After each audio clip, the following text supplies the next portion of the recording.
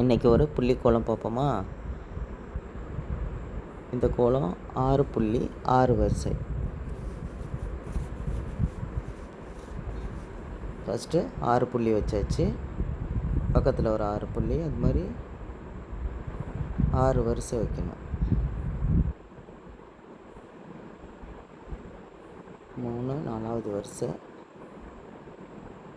5வது வரிசை,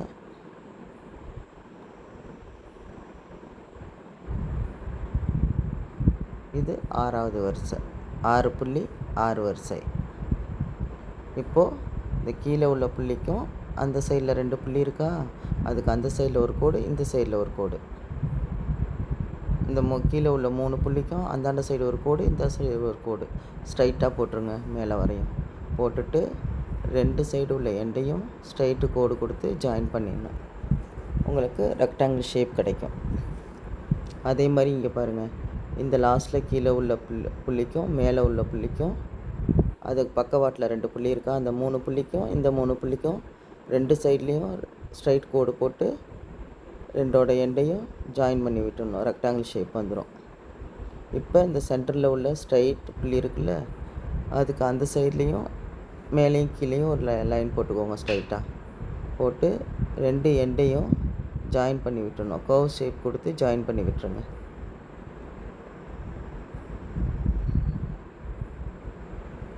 அதே மாதிரி 4 சைடும் கர்வ் ஷேப் கொடுத்து ஜாயின் பண்ணி விட்டுடணும்.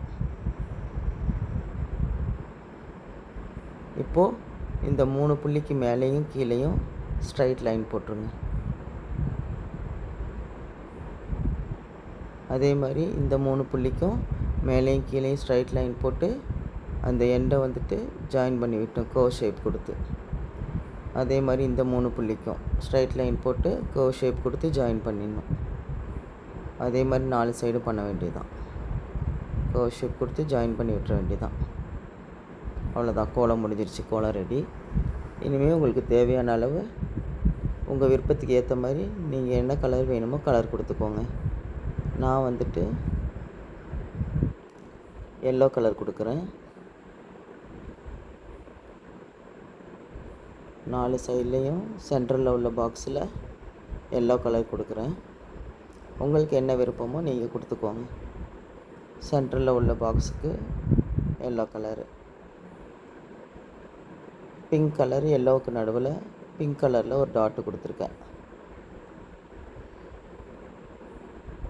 இதே மாதிரி 4 சைடும் 4 பாக்ஸுக்கு ஒவ்வொரு சைடும் 4 பாக்ஸ்லேயும் நான் கொடுத்துருக்கேன். உங்களுக்கு என்ன மாதிரி வேணாலும் கொடுத்துக்கோங்க.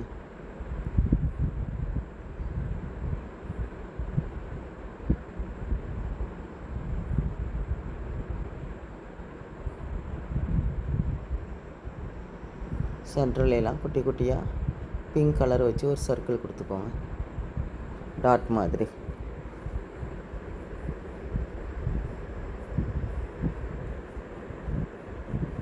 கொடுத்து முடிச்சுட்டு அவுட்டர் லைனில் எல்லாம் பிங்க் கலர் எடுத்து இது மாதிரி ஒரு லைன் குட்டி குட்டியாக லைன் போட்டே வாங்க. அந்த ஷேப்புக்கு ஏற்ற மாதிரி லைன்ஸ் போட்டே வாங்க. குட்டி குட்டி கர்வ் ஷேப்பு போடும்போது சென்டரில் உள்ள கோலம் வந்து உங்களுக்கு நல்லா கிளியராக தெரியும். அதனால் இந்த லைன் போடுறது. பிங்க்குன்னு இல்லை, உங்களுக்கு என்ன கலர் வேணுமோ நீங்கள் கொடுத்துக்கோங்க.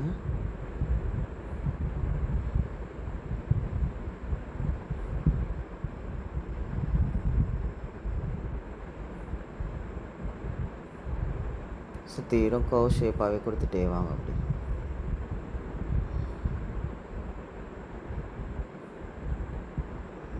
அவ்வளோதான், லாஸ்ட்டில் கொடுத்து முடிச்சாச்சு. கோலம் ரெடி. தேங்க்ஸ் ஃபார் வாட்சிங்.